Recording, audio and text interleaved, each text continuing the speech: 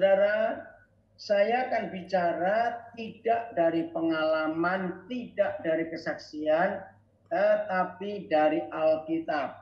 Ya, boleh orang bersaksi, boleh orang cerita pengalaman orang lain, tapi lagi sekali hormati Alkitab karena firman Tuhan itu jawaban atas semuanya. Nah, bicara tentang uang dan perpuluhan, maka kita harus melihat ayat ini sebagai dasar semua pembicaraan tentang uang. Maka itu tolong bagi saudara-saudara di mana saja kalau bicara tentang uang harus mulai dari Matius 6 ayat 24 ya. Lagi sekali bicara tentang uang harus bicara dari Matius 6 ayat 24. Saya akan baca Matius 6 ayat 24. Nah, kiranya Roh Kudus menolong kita supaya lewat Matius 6:24 ini kita punya gambaran siapa itu uang. Nah, dengarkan kalimat ini, siapa uang itu? Saudara, ternyata bagi Tuhan Yesus uang itu bukan benda. Ya, uang itu bukan barang. Not a thing, but a person. Jadi bagi Tuhan Yesus uang itu bukan benda, bukan barang, tapi pribadi. Nah, ini ayatnya Matius 6 ayat 24 ya. Tak seorang pun dapat mengabdi kepada dua tuan. Nah, dari kata dua tuan ini kita bisa melihat bahwa Tuhan Yesus saja memandang uang, melihat uang itu pribadi. Dia sebut Tuhan. Ya, kata tuan dengan kata Tuhan itu sama. Perhatikan baik-baik. Tuhan dengan tuan itu sama. Ya. Jadi ini yang Tuhan Yesus katakan. Nah, kalau Tuhan Yesus saja menyebutkan uang itu Tuhan, hati-hati dengan uang ini. Nah, menurut ayat ini, menurut Tuhan Yesus, di seluruh dunia ini ada dua tuan. Ya, lagi sekali, di seluruh dunia ini ada dua tuan. Saya baca lagi Matius 6:24. Tak seorang pun dapat mengabdi, melayani, menghamba, tunduk, taat, menurut kepada dua Tuhan, dua tuan. Karena jika demikian, ia atau kita atau orang itu akan membenci yang seorang. Saudara perhatikan, banyak murid-murid Tuhan Yesus kurang meneliti kata seorang. Nah, dari ayat ini saya dikagetkan oleh Roh Kudus. Ternyata uang itu bukan benda, tapi seorang pribadi. Maka itu tadi saya katakan kepada saudara semuanya, uang itu siapa? Bukan apa. Lagi sekali, uang itu siapa? Bukan apa. Ya, bukan kertasnya. Entah yang dolar Amerika, dolar Hong Kong, rupiah, ringgit Malaysia, euro, ya dolar Australia. Bukan itu. Tapi di balik kertas-kertas, di balik nominal-nominal angka-angka itu, ada suatu kekuatan.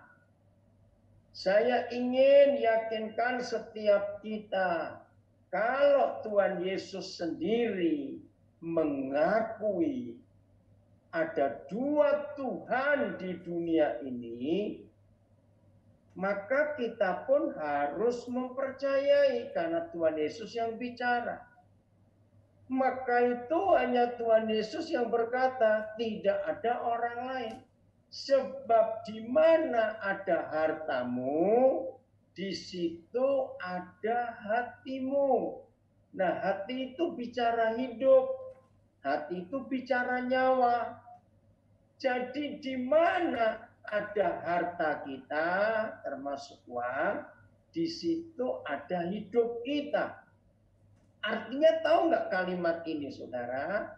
Jadi kalau hidup saudara dan hidup saya yang jelas-jelas diminta, persembahkanlah tubuhmu. Masih ingat? Ya, persembahkanlah tubuhmu. Roma 12 ayat 1 dan 2. Maka saudara dan saya tidak bisa menempatkan uang di hidup kita. Karena kalau saudara dan saya menempatkan uang di hidup kita, berarti kita tidak bisa mempersembahkan tubuh ini kepada Tuhan Yesus.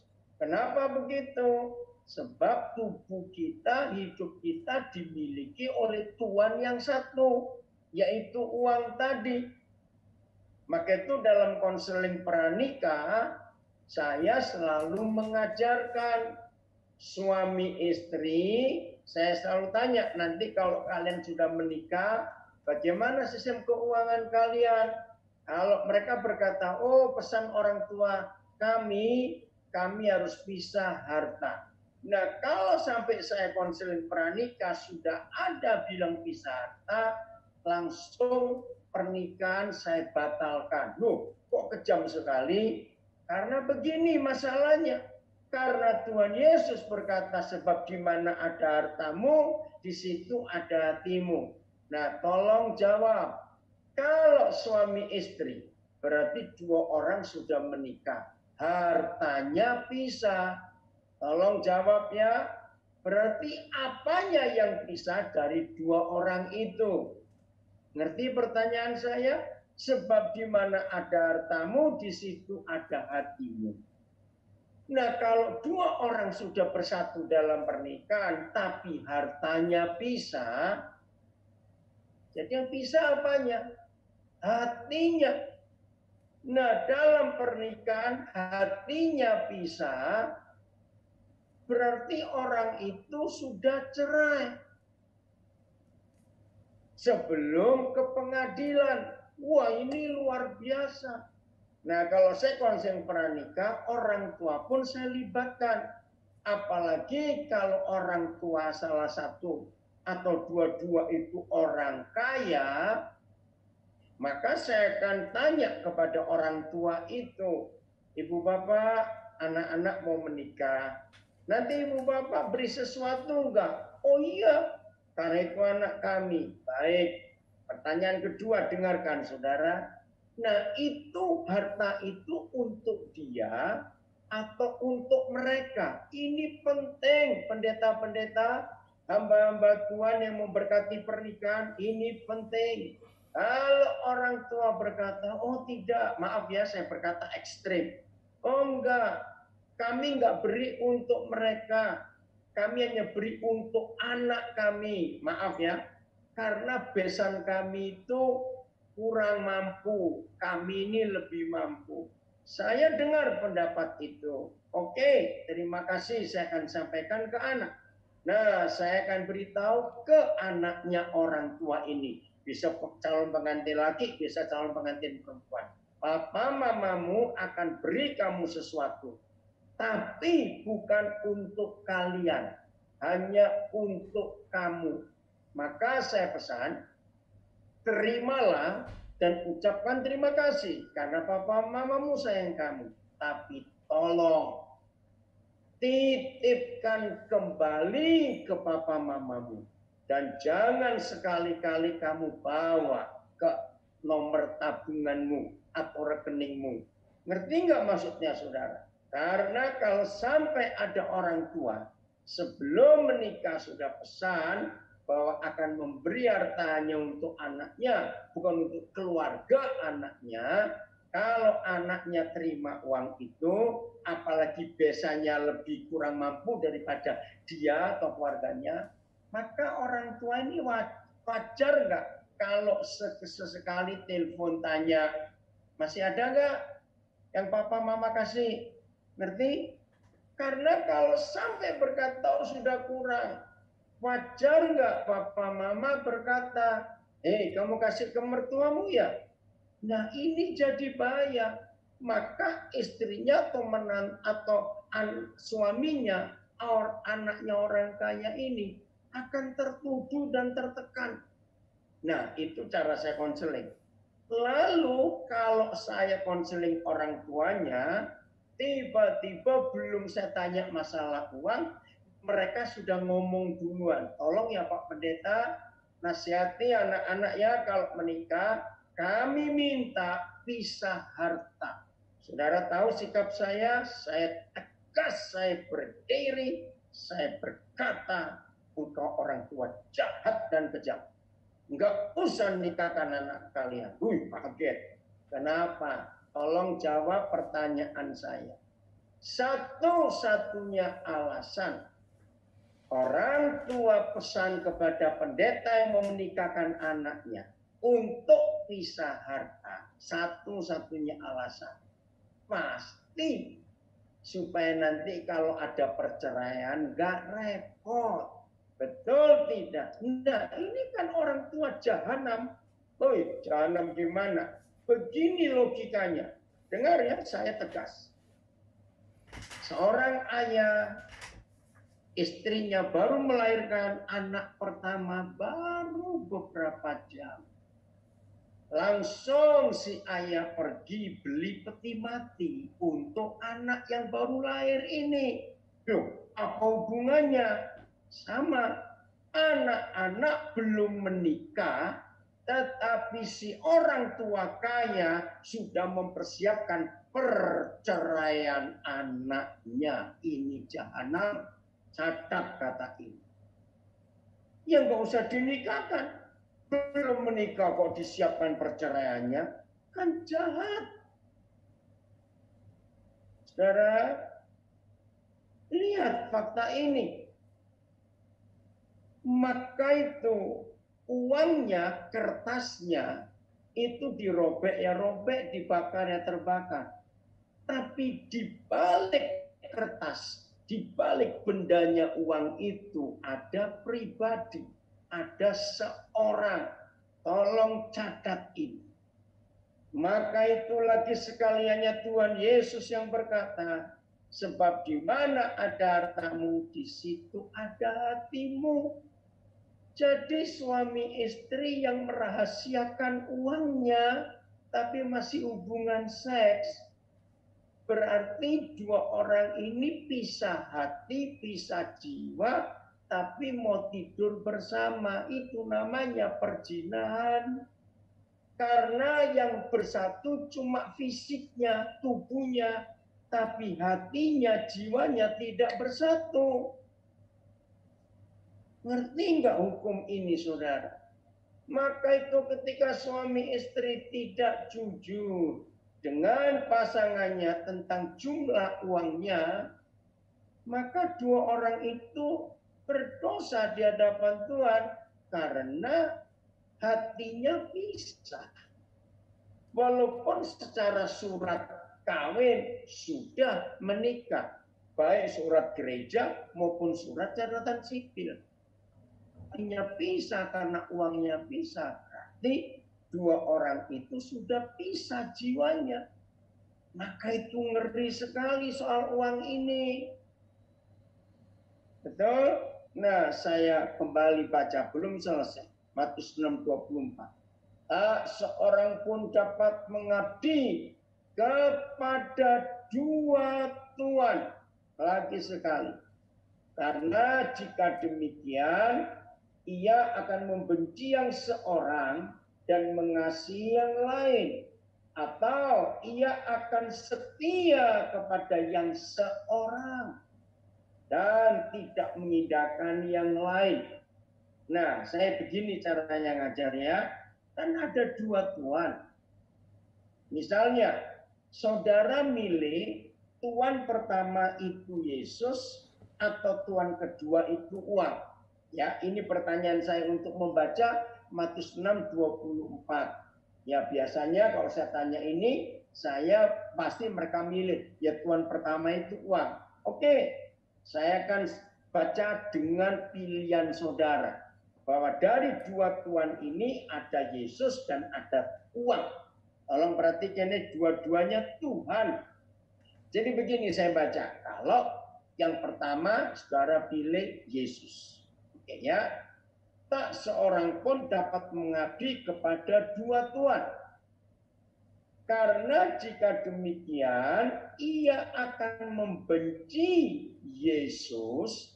Karena yang pertama kita pilih Yesus. Ia akan membenci Tuhan Yesus, ya, dan mengasihi Tuhan uang.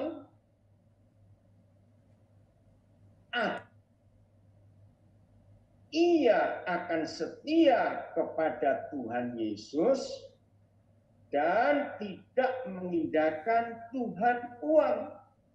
Ngerti nggak cara baca? Nah kalau kita baca begitu, jelas sekali.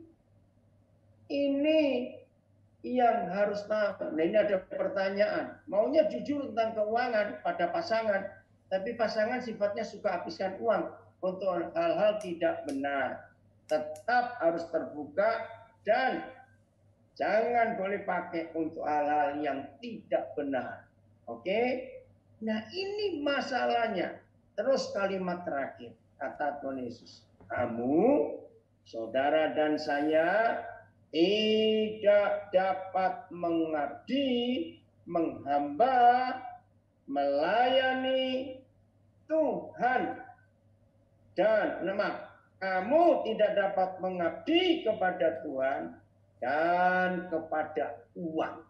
Tidak bisa, harus milih salah satu. Satu-satunya ayat dalam Alkitab, ya, satu-satunya ayat. Oke, saya persempit dalam Perjanjian Baru. Uang itu untuk apa?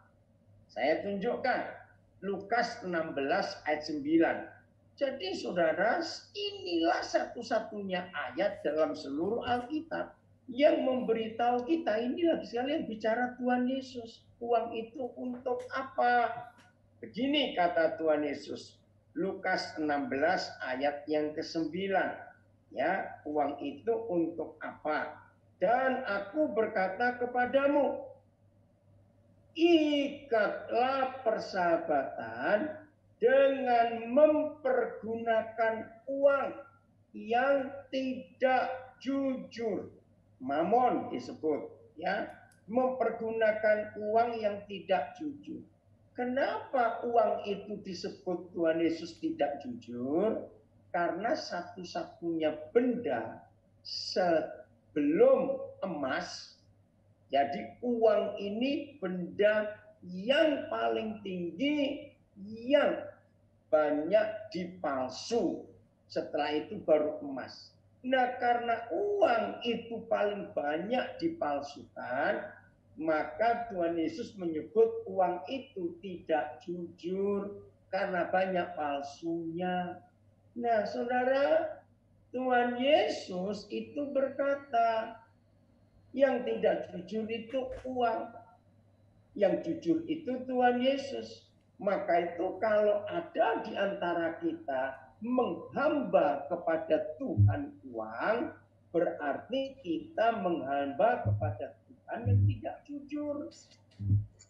Maka menit lagi Koden. Kenapa? 1 menit lagi Koden, soalnya banyak yang mau bertanya nanti. Ya nggak apa-apa, waktunya masih panjang. Oke ya, dengerin. Nah, karena orang yang menghamba kepada uang, tolong catat, dan saudara pasti setuju. Orang yang menghamba pada uang itu sering tidak jujur hidupnya. Orang yang cinta uang itu pasti banyak nggak jujurnya, banyak bohongnya. Betul tidak? Nah, maka itu saya ulangi lagi, Lukas 16 ayat 9. Dan aku berkata kepadamu, ikatlah persahabatan dengan mempergunakan uang yang tidak jujur, supaya jika uang itu tidak dapat menolong lagi. Apa itu artinya uang tidak dapat menolong lagi? Sekaya-kayanya orang kaya pasti meninggal. Nah, artinya ketika uang itu nggak bisa menolong orang itu, berarti orang itu meninggal. Nah, kalau orang itu meninggal, tapi selama hidup, saudara perhatikan ayat ini. Selama orang kaya itu hidup dan uangnya dipakai untuk menjalin persahabatan, untuk mengikat persahabatan. Nah, dalam terjemahan Perjanjian Baru, mengikat persahabatan itu artinya penginjilan. Jadi gunakan uang itu untuk penginjilan, gunakan uang itu untuk mencari jiwa. Nah, ini satu-satunya ayat yang Tuhan Yesus katakan bahwa uang itu hanya untuk mencari jiwa, untuk menjalin, mengikat persahabatan, bukan untuk yang lain-lain. Tolong catat. Nah, kalau orang ini meninggal dan selama hidup uangnya dipakai untuk penginjilan, luar biasa. Dikatakan begini, kamu diterima di dalam kemah abadi. Mana kemah abadi? Surga. Maka kita balik. Kalau ada orang kaya selama hidup uangnya pelit, dia pelit terhadap uang, nggak pernah dipakai untuk pelayanan, nggak pernah dipakai untuk penginjilan, maka suatu hari uang itu nggak bisa menolong lagi dan orang itu meninggal. Walaupun pendeta yang kaya tapi pelit, walaupun murid Yesus yang kaya tapi pelit, tidak berzina, tidak membunuh, tidak mencuri, tapi pelit. Walaupun pendeta, walaupun orang Kristen akan tetap masuk neraka karena lawan katanya kemah abadi. Ya. Semua persembahan dalam pelayanan harus terbuka dan tahu dipakai untuk apa. Ya, saya bacakan ayatnya Lukas 16 ayat yang ke-11. Jadi jikalau kamu tidak setia dalam hal mamon yang tidak jujur, siapakah yang akan mempercayakan kepadamu harta yang sesungguhnya? Jadi kejujuran dalam keuangan itu mutlak, ya. Gereja yang pemimpinnya tidak jujur soal keuangan pasti akan timbul kecurigaan dari yang dipimpin. Jadi harus ya terbuka. Oke, lanjut.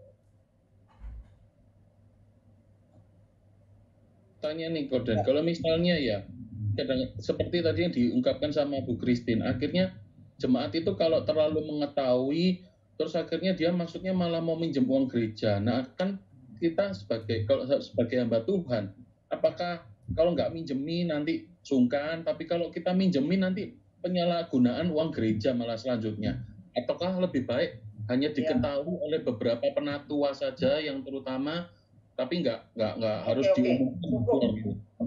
Ya, Koden akan jawab supaya nggak panjang-panjang waktunya ya. Dengerin. Kalau sampai jemaat ada yang pinjam uang kas, satu, suruh dia ke bank karena gereja bukan bank. Dua, supaya nggak ada yang pinjam, uang kas gereja harus nol terus. Saya pernah jadi gembala 13 tahun lebih dan uang kas saya nolkan. Maka itu tidak perlu ada ribut-ribut di dalam gereja. Loh kok nol gimana? Jadi begini, ini saya contoh karena saya nggak mau ribut soal uang. Nah, waktu itu 3 bulan pertama kami ribut dengan bendahara yang lama, ya. Saya berkata, karena saya dipilih, maka saya yang punya hak untuk ngatur. Nah, jadi saya pilih 7 orang, seperti kita Rasul pasal 6. Kan dipilih 7 orang, yaitu 7 orang dalam Jumat itu yang saya lihat ekonominya mampu. Untuk apa? Saya bilang kepada mereka, ya, secara rutin gereja kita itu pengeluarannya ini, kebersihan, security, ya, listrik, air, macam-macam lah. Itu sudah rutin tiap bulan. Nah, itu yang pertama.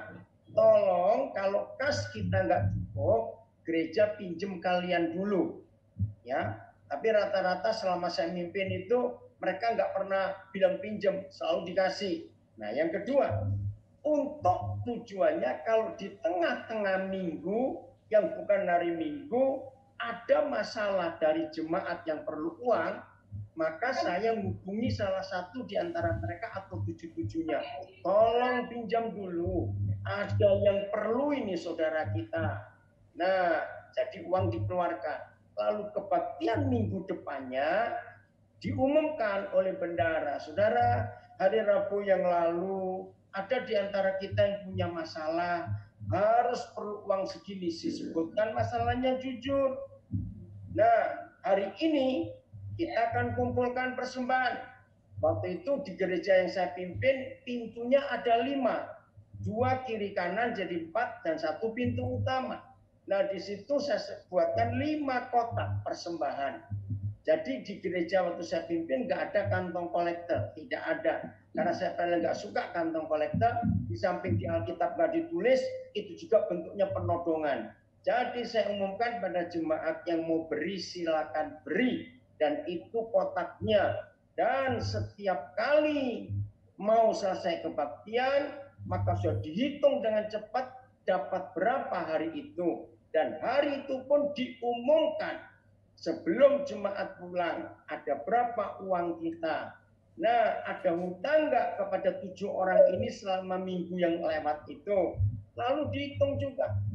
Nah, besok begitu minggu malam selesai ibadah masih ada saldo. Nah, zaman saya mimpin belum ada ATM, belum ada bank, hanya Bank Indonesia, bank pemerintah. Maka di kantor gereja kami ada belangko wesel. Nah, anak-anak muda nggak tahu tuh belangko wesel itu apa. Nah, di belangko wesel itu sudah ada ratusan alamat gereja-gereja di desa, di luar Pulau Jawa, yang jadi mitra kami. Untuk kami selalu memberkati mereka. Bendara sudah tinggal ngisi jumlahnya, karena nama-nama sudah ditulis di belangko wesel itu. Senin langsung ke kantor pos, dan kas kembali 0. Terus begitu. Dan saudara, luar biasa. Setiap kali kami butuh, begitu diumumkan hari Minggu, dapatnya selalu lebih. Nggak pernah kurang dari yang kami butuhkan. Nah, jemaat senang memberi karena terbuka. Dan nggak ada yang bisa utang, 0 terus. Nah, itu apa yang tertulis di Alkitab. Lanjut. Oke, luar biasa ya Pak Daniel pengalamannya pada gereja ini jarang sekali kayak gini. Apalagi gereja besar ini nggak mungkin seperti kayak Pak Daniel ini. Oke, kita harus begitu karena Alkitab ngajar. Iya, kalau gereja besar kan baru ribet lagi ini Pak Daniel ini. Gimana ini? Tapi luar biasa, ini harus kita belajar dari sini ya. Kenapa? Kalau gereja-gereja besar malah sulit, malah semakin tertutup itu Pak Daniel. Tambah tertutup. Gimana? Kalau gereja besar tambah tertutup Kenapa, biasanya. Kalau gereja besar semakin besar tertutup. Ya, karena setannya banyak. Jadi hanya Tuhan Yesus yang berkata uang itu setan. Ya, Mas David. Oke. Ya. Ini punya pertanyaan lainnya ini. Ya, pertanyaan kedua.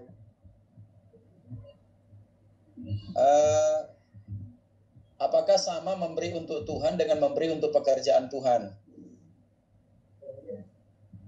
Saya langsung jawab, Tuhan tidak perlu diberi. Pekerjaan Tuhan yang perlu uang. Tuhan nggak perlu uang. Jadi salah teman-teman pendeta. Jangan kita berkata kepada jemaat, mari suruh kita memberi untuk Tuhan. Tuhan nggak butuh duit. Baca Mazmur 50. Apa yang kita mau berikan kepada dia? Semua dia yang buat dan dia yang punya. Pekerjaannya yang perlu uang. Itu baru betul. Maka itu kalau pekerjaannya perlu uang, gembala, pendeta harus jujur perlunya berapa. Jadi Tuhan nggak perlu uang, pekerjaannya perlu uang. Bukan meyakinkan ya, memberikan sebuah konsep. Saudara percaya nggak bahwa ketaatan kita kepada hukum-hukum Tuhan itu jauh lebih mulia, lebih berkenan, lebih menyenangkan hati Tuhan daripada memberi persembahan. Ingat pengalaman Raja Saul, satu-satunya alasan Raja Saul ditolak karena dia tidak taat. Maka itu tolong supaya diskusi kita nggak bertele-tele. Pokoknya Tuhan lebih suka, lebih senang kalau kita taat dengan hukum-hukumnya daripada kita memberi persembahan. Nah, karena masalahnya begini, karena sering dengar khotbah tentang perpuluhan dengan tujuan yang salah, maka muncul motivasi yang salah dalam hidup anak-anak Tuhan. Jadi masalah tadi Abraham memberikan perpuluhan kepada Melkisedek itu sebelum ada Taurat atau tidak, memang, tapi bukan itu yang kita bahas. Yang kita bahas adalah motivasi. Ya, ada anak-anak Tuhan itu motivasinya takut berdosa. Nah, kalau mendengar kata motivasi takut berdosa, itu bagus dong. Tapi motivasi takut berdosa kalau tidak mengembalikan perpuluhan, takut anaknya sakit, takut usahanya bangkrut, takut dapat kecelakaan, takut nanti ada kesialan, takut ada kemalangan. Nah, ini salah.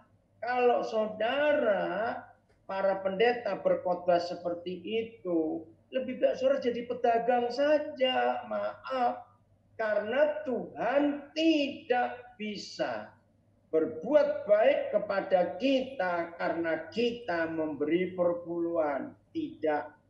Ketaatan kita jauh lebih penting. Taat untuk hidup kudus, taat untuk mengampuni, taat untuk melakukan yang Tuhan suka. Nah, itu. Jadi kalau motivasi memberi perpuluhan, itu supaya kita aman hidupnya, supaya Tuhan senang kepada kita, supaya kita dapat berlipat kali ganda, maka itu salah. Motivasinya sudah nggak benar. Ya, saya percaya saudara mengerti. Saul, jangan lupa. Sampai Tuhan berkata, kamu kira kambing domba yang gemuk-gemuk kamu simpan itu aku suka? Tidak.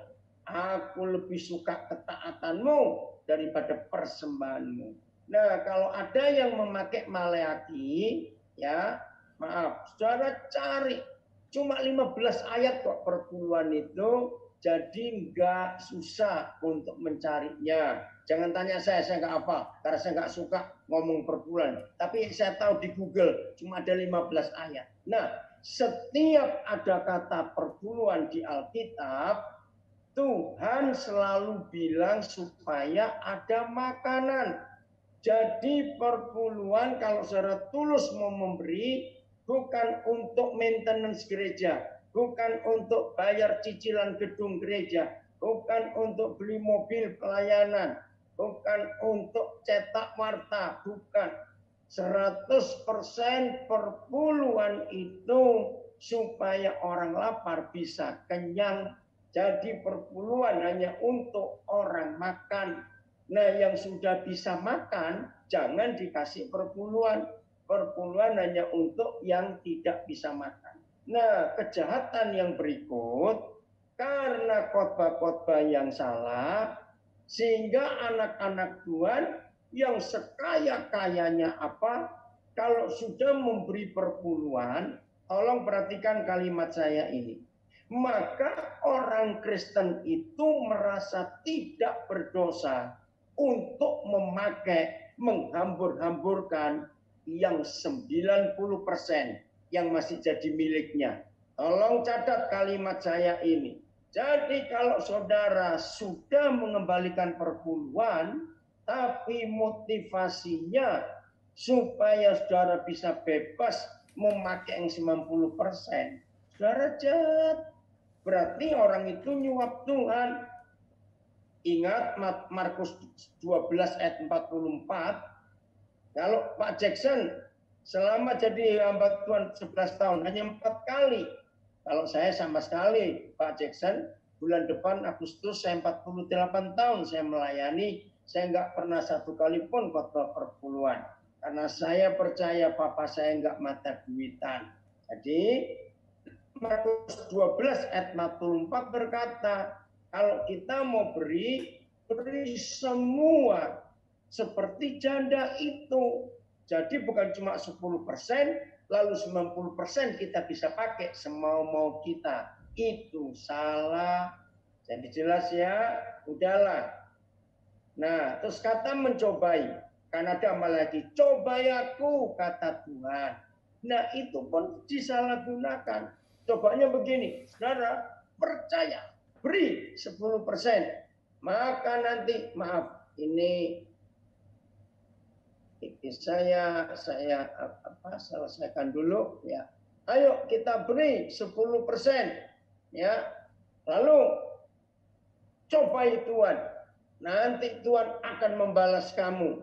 Nah, bukan itu yang dimaksud cobai. Nah, saya mau cerita salah seorang pengusaha di Makassar, saya kenal baik ya. Nah, terus dia menggunakan ayat itu, dia tanya saya. Begini pertanyaannya, dan itu bagus sekali. Dan itu jadi kesaksian yang luar biasa. Nah, mereka sudah punya 2 perusahaan. Oke, maaf. Iki saya dulu ya. Nah, maaf, sebentar. Instagram saya. Jadi, ayat di Maleakhi 3, cobai aku, kata Tuhan, itu artinya bukan aku mau nyobai Tuhan. Aku mau rajin. 6 bulan ini tidak putus. Nyambung terus aku beri perpuluhan. Aku mau nyobai Tuhan. Kiranya Tuhan memberkati aku. Nah, itu konsep yang salah. Tapi begini kata mencobai. Saya cerita seorang pengusaha di Makassar. Nah, mereka sekeluarga sudah punya 2 perusahaan. Dan dari 2 perusahaan ini mereka memberi untuk pekerjaan Tuhan luar biasa. Mereka dengan keuntungan itu disisihkan untuk mereka menyekolahkan anak-anak dari yang tidak mampu. Nah, satu hari mereka sharing kepada saya. Kami mau buka perusahaan yang ketiga. Luar biasa. Bagus. Nah, mereka berkata, perusahaan yang ketiga ini 100% keuntungannya. Ya, jadi bukan penghasilan kotor, tidak, keuntungannya 100% kami akan gunakan untuk pekerjaan Tuhan di mana saja yang perlu. Saudara, mereka buka perusahaan ketiga. Nah, masuk tahun ketiga, mereka kontak saya lagi. Aduh, tolong doakan kami. Saya pikir ada masalah apa? Oh, enggak masalah. Lalu kami ini punya masalah. Doakan supaya kami itu enggak rakus, kami itu enggak tamak. Loh, kenapa? Dengarkan kesaksian mereka. Ternyata setelah 2 tahun lebih, perusahaan ketiga ini untungnya 100% untuk pekerjaan Tuhan. Enggak 1 rupiah pun mereka ambil. Ternyata saudara, keuntungan perusahaan ketiga itu jauh lebih banyak daripada keuntungan dari 2 perusahaan yang mereka punya. Jadi mereka minta didoakan supaya mereka nggak tamak, sehingga ingin menguasai yang sudah mereka janji untuk Tuhan. Oh, waktu saya dengar itu, ini seharusnya murid-murid Tuhan Yesus melakukannya. Ayo, maka itu jangan khotbah 10%, dikit. Bagian terakhir untuk bagian ini. Kenapa Tuhan minta 10% kepada orang Israel? Karena orang Israel itu bangsa yang paling pelit sedunia. Dan bangsa paling pelit nomor 2 itu Tionghoa dan Batak. Maka itu Tionghoa dan Batak paling banyak, maaf saya nyebut suku ya. Tapi ini yang paling banyak membungakan uang. Maaf saya berkata. Nah, karena mereka pelit, orang Yahudi itu pelit, maka dikasih batas minimum untuk memberi. Karena kalau mereka nggak dikasih batas minimum, mereka nggak akan beri sama sekali. Jadi perpuluhan menurut perjanjian lama hanya untuk orang pelit. Maafkan saya. Kisah Rasul 20 ayat 33 sampai 35. Kisah Rasul 20 ayat 33 sampai 35. Perak atau emas atau pakaian tidak pernah aku ingini dari siapapun juga. Ini Paulus yang menulis. Hamba Tuhan hebat, gembala, nabi, rasul, penginjil, mungkin satu-satunya pribadi yang ada di Perjanjian Baru yang punya 5 jawatan yang ditulis Efesus 4. Ini Paulus. Betul tidak? Jawatannya 5 ada. Gembala, iya, nabi, iya, rasul, iya, penginjil, iya, guru, iya. Hebat. Nah, sepertinya terganggu sinyalnya. Hebat. Oke. Rasul 20 ayat 33. Emas, perak, emas atau pakaian tidak pernah aku ingini dari siapapun juga. Artinya, hamba Tuhan lebih baik seperti Paulus, nggak ingin apa-apa dari jemaat. Apalagi kalau jemaatnya susah, di daerah minus, kerjaan juga pas-pasan. Nah, kita nggak boleh berharap kepada jemaat yang seperti itu. Ayat 34. Kamu sendiri tahu bahwa dengan tanganku sendiri, dengan tangannya Paulus sendiri, ya, aku telah bekerja. Jadi Paulus tidak full time. Aku telah bekerja. Terus untuk memenuhi keperluanku. Saudara, saya belajar ayat ini juga secara psikologis. Kenapa ada sekian banyak hamba-hamba Tuhan kalau menyampaikan firman nggak bisa tegas? Kebenaran itu harus disampaikan dengan tegas. Kebenaran tidak boleh disampaikan dengan kata ini. Tapi menurut saya, dan ini perasaan saya, itu nggak boleh. Yang namanya kebenaran itu kebenaran. Nggak ada tapi, nggak ada menurut ini, menurut itu. Harus menurut Tuhan. Nah, tapi kenapa ada pendeta seperti itu? Begini psikologisnya. Kita yang dibiayai hidup kita dan keluarga kita oleh keluarga tertentu, psikologis dulu ya. Kalau mereka salah, mereka melanggar firman Tuhan dan hari itu kita harus khotbah dan ada mereka. Sulit untuk berkata ya, tidak, tidak. Karena yang menghidupi kita, memberi makan kita ada di depan kita, duduk sedang dengar kita. Maka itu kita nggak berani tegas. Dan itu wajar. Kenapa Paulus bisa tegas kepada jemaat-jemaat yang dilayani? Karena Paulus tidak pernah minta uang dari mereka. Nggak pernah minta pakaian, emas, perak, makanan, tidak. Sebab menurut ayat 34 ini, Paulus memenuhi keperluannya sendiri. Sehingga waktu berkhotbah, dia lurus. Nggak belok-belok. Karena nggak merasa berhutang. Nah, ini pentingnya. Hamba Tuhan tidak full time. Harus punya pekerjaan. Dan nggak cuma untuk keperluan dia. Lihat ayat 34. Juga keperluan kawan-kawan seperjalananku. Jadi kalau saudara lihat kisah Rasul, dia bawa Barnabas, dia bawa Markus, dia ada Timotius, dia ada Silas, keliling sampai ke Eropa. Ternyata nggak minta uang jemaat, hasil kerjanya. Dan kita tahu Paulus itu kalau zaman sekarang developer, kontraktor, atau pengembang yang punya real estate kalau zaman sekarang. Karena dia tukang tenda. Dan ini keren. Ayat 35. Dalam segala sesuatu, perhatikan kalimat ini, dalam segala sesuatu telah kuberikan contoh kepada kamu bahwa dengan bekerja demikian kita harus membantu orang-orang yang lemah. Maafkan saya, hamba Tuhan, ternyata ayat ini jarang dikhotbahkan oleh hamba Tuhan. menurut firman ini ternyata hamba-hamba Tuhan pun harus membantu orang susah. Jadi bukan mereka yang bantu kita, tapi kita bantu mereka. Saya baca lagi ayat 35. Dalam segala sesuatu telah kuberikan contoh kepada kamu, bahwa dengan bekerja demikian kita harus membantu orang-orang yang lemah. Jadi bukan kita minta dibantu, kita malah bantu. Nah, lebih dari 11 tahun saya berdosa dengan ayat 35. Di sini dosa saya. Saya mengaku ya, sampai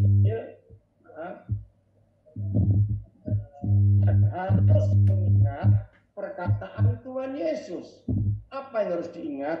Sebab ia sendiri telah mengatakan adalah lebih berbahagia memberi daripada menerima. Nah, dalam 11 tahun pertama saya jadi hamba Tuhan, saya berdosa dan saya bodoh. Saya selalu pakai ayat 35, Kisah Rasul 20, kalau saya membuat proposal kepada pengusaha-pengusaha.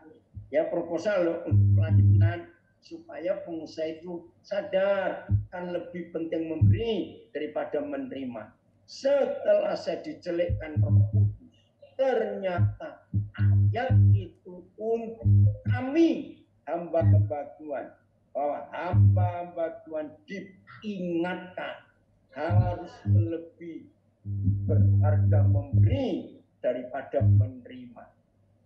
Ini luar biasa. Yang kedua, contoh. Yang belum tahu silakan ke Bali. Temui pendeta-pendeta di Gereja Kristen Protestan Bali, GKPB. Saudara, saya cukup lama bergaul dengan mereka, bahkan sampai hari ini saya masih bergaul dengan mereka, dan saya belajar dari mereka. Ternyata dalam struktur Gereja Bali, pendeta-pendeta tidak boleh full time. Loh, kenapa? Karena begini, awal Gereja Bali itu berdiri, mereka sangat susah dan sangat miskin. Karena masa itu masih ada peraturan. Orang Hindu, orang Bali itu harus Hindu dulu ya, sekarang sudah berubah. Nah, begitu ada orang Bali Hindu yang menjadi Kristen, maka mereka dikucilkan. Subak, tahu ya, sistem air mereka nggak dapat. Terus kalau mereka meninggal nggak boleh dikubur tanah kuburan Hindu. Mereka belanja, mereka apa nggak boleh di tokonya, di kiosnya orang Hindu. Nah, sehingga waktu itu mereka harus mikir. Nah, Dr. Iwayan Mastra, saya panggil Pak Mastra, masih hidup beliau. Mungkin sudah hampir 90 umurnya sekarang. Itu memberitahu, sudah kita kerja saja.